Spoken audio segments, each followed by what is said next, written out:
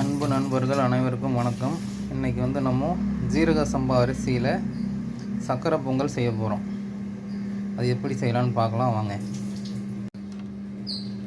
பாருங்கள், நம்ம வந்து தேங்காயில் பால் புழிஞ்சு எடுத்துக்கிட்டு இருக்கோம்.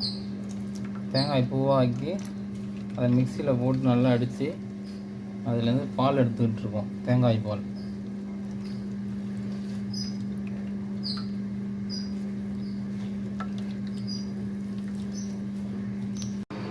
நம்ம ஜீரக சம்பாவில் சக்கரை பொங்கல் செய்ய போகிறோம். அதுக்காக தேங்காய் பால் எடுத்து தேங்காய் பால் அடுப்பில் வச்சு கொதிக்க வச்சுருக்கோம். தேங்காய் பால் ஃபஸ்ட்டு கொதிக்கட்டும். பாருங்கள், சக்கரை பொங்கல் செய்கிறதுக்கு தேங்காய் பால் கொதிச்சிருச்சு. இப்போ ஜீரக சம்பா அரிசி எடுத்து சேர்த்துக்க போகிறோம். ஜீரக சம்பா அரிசி சேர்த்துக்கிறோம்.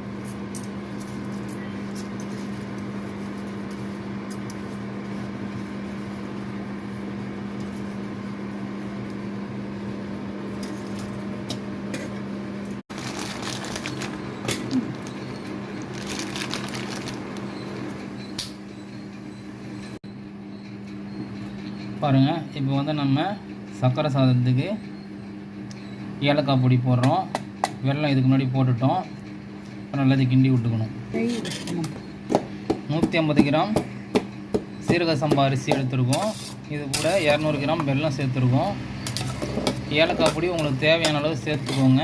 இப்போ நெய் உங்களுக்கு தேவையான அளவு சேர்த்துக்கோங்க. பாருங்கள், இப்போ வந்து சக்கரை பொங்கலுக்கு நெய் சேர்த்துக்கிறோம். நாட்டு நெய், சுத்தமான பசு நெய் சேர்த்துக்கிறோம். நெய் உங்களுக்கு தேவைக்கு ஏற்ப சேர்த்துக்கோங்க. நாங்கள் ரொம்ப அதிகமாக சேர்த்துருக்கோம், உங்களுக்கு அளவாக சேர்த்துக்கோங்க. பாருங்கள், நம்ம சக்கரை பொங்கலில் இப்போ தேங்காய் பால் சேர்த்துக்கிறோம். கடைசியாக இறக்க போகிற நேரத்தில்